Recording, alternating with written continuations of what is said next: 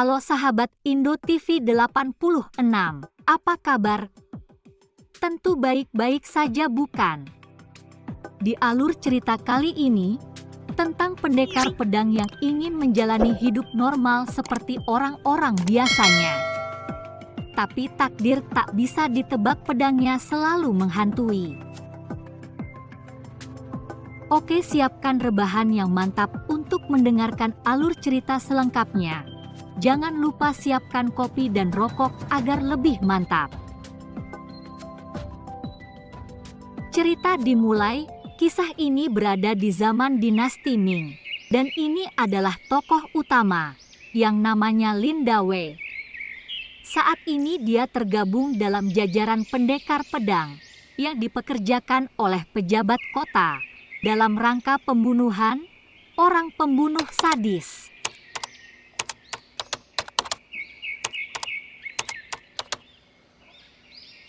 Berduelan Dawei dan si pembunuh berlangsung sangat sengit, hingga akhirnya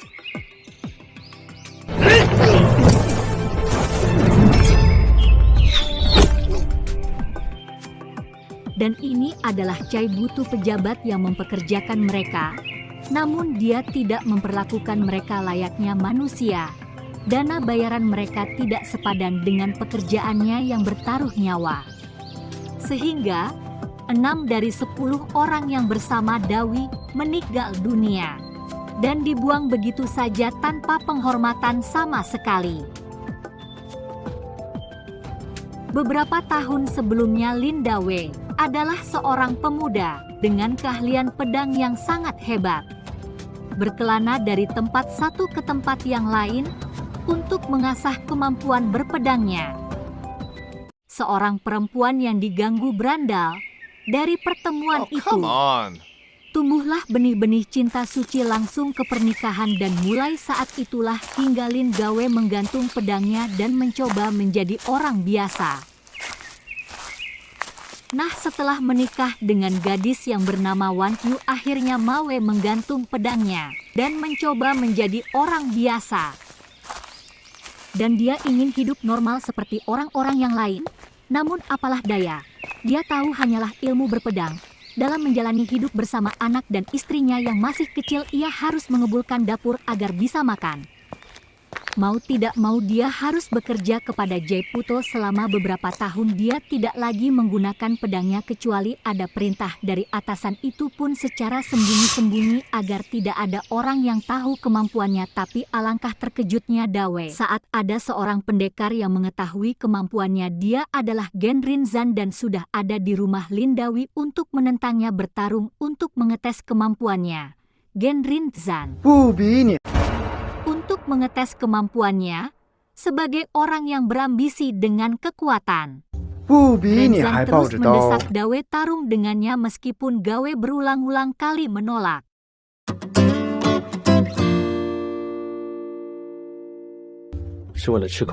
Pada akhirnya Renzan menawari Dawei sekeping perak sebagai tawaran terakhir darinya agar dia menerima tantangannya nanti malam di sebuah kuburan. Kebetulan malam harinya keluarga kecil itu hanyalah makan bubur, dan itu pun sangat encer sekali. Ternyata keluarga itu kehabisan beras untuk makan. Malam hari setelah anak istrinya tidur pulas, Dawei mengambil pedangnya untuk memenuhi tantangan Renz. Berjalan di tengah sunyi di tengah kuburan, ternyata tiba-tiba Renzan menyerangnya. Kemudian pertarungan dimulai saat Dawei menerima perak dari Renzan.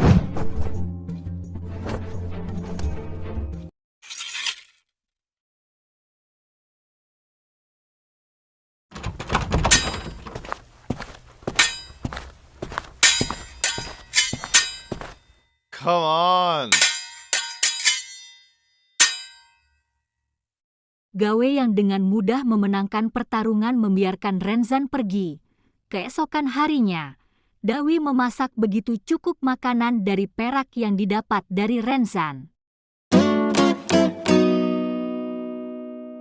Namun di waktu itu sang istri tercinta dalam keadaan sakit dan tidak bisa kemana-mana, hanya rebahan di kasur dengan keadaan melas.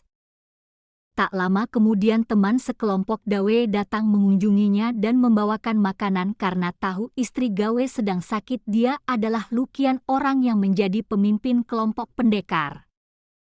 Istri cantik Dawe ternyata diam-diam disukai oleh Luqian yang seorang duda beranak satu.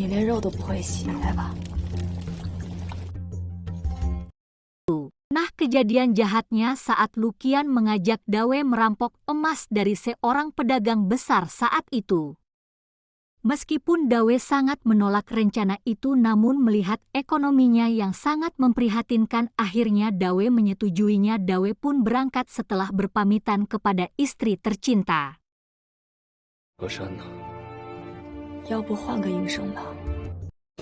Empat orang yang dipimpin oleh Luqian akan menyerang bos besar yang bernama Jin Mentang, meski resikonya sangat besar.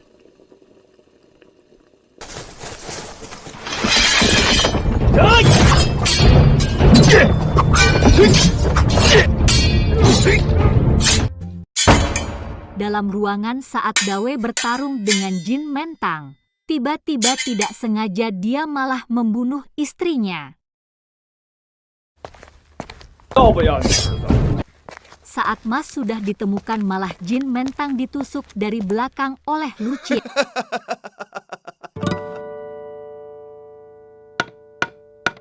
Keesokan harinya Dawe mengubur emas yang dia dapat dari hasil tadi malam setelah dibagi ke 4 orang yang ikut termasuk Luqian. Kemudian setelah melihat istrinya, Dawe merasa dan dia akan meninggalkan tempat ini bersama istri dan anaknya untuk menjalani hidup yang baru di tempat yang jauh dari sini.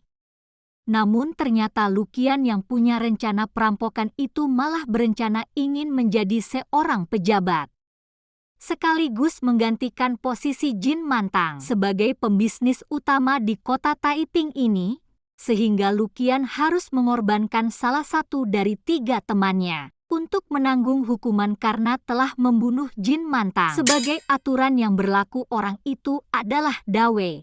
Akhirnya Dawe yang sudah mengubur pedangnya dan sudah siap-siap pergi dari kota ini bersama anak dan istrinya harus mengurungkan rencananya karena tiba-tiba Cai Butu mendatangi rumahnya dan menemukan emas yang akan Dawe bawa sebagai bukti atas kejahatannya, sehingga dia pun dibawa untuk dihukum. Tak tinggal diam, istri tercintanya pun meminta bantuan kepada Luqian.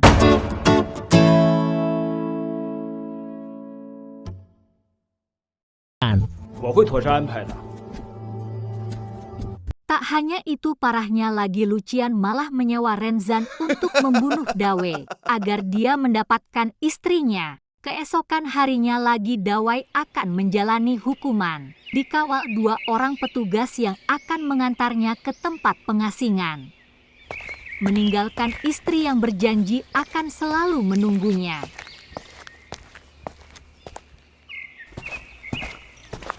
Dalam perjalanan tiba-tiba Renzan datang menyerang, membuat 2 petugas itu ketakutan. Namun kali ini dia membiarkan Dawe lolos meskipun sudah dibayar oleh Luqian karena dia masih berhutang kepada Dawe di pertarungan sebelumnya. Selama Dawe melaksanakan hukuman di pengasingan, banyak perubahan yang terjadi di kota Taipei. Di antaranya Renzan yang menjadi pendekar pedang terkuat karena sudah tidak ada lagi yang dapat mengalahkannya. Dan yang paling inti adalah Luqian sekarang menjadi pejabat sekaligus pemilik bisnis utama menggantikan Jin Mentang. Meskipun itu ilegal, tapi sudah dilindungi oleh hakim setempat.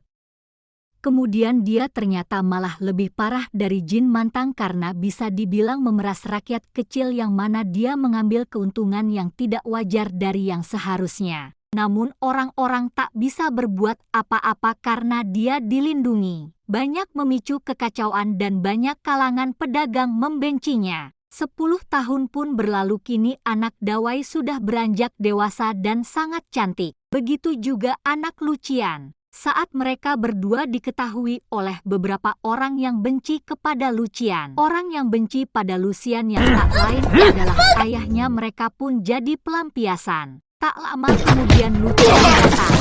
Di sini dia malah mendapatkan kabar gawat darurat bahwa Jin mantan masih hidup. Saat dia ditusuk, dia bangkit kembali. Jin mantan menyusun rencana selama 10 tahun untuk menuntut balas kepada orang-orang yang telah membantai keluarganya. Setelah itu Lucian pergi menemui istri Dawe, yang mana 10 tahun ini dialah yang menanggung hidupnya dan anaknya. Bukan karena respek pada Dawe ya, tapi karena dia sangat ngebet ingin menikahi istri Dawe meskipun selalu ditolak. Karena Wonyo ini, wanita solehah yang sangat setia kepada suaminya.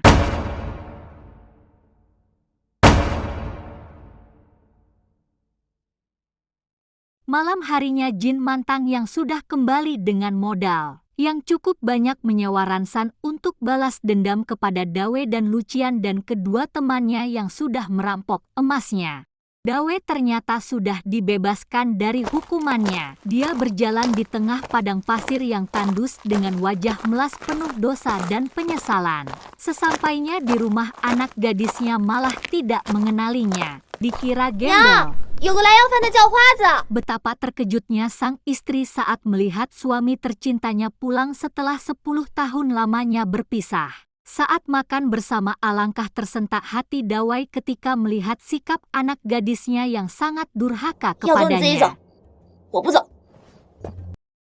Wajar saja dia begitu karena dia kecewa sang ayah meninggalkannya selama 10 tahun. Dawe diranjang pun sang istri masih marah kepada Dawe yang tidak jujur kepadanya tentang emas yang menyebabkan dia dihukum selama 10 tahun.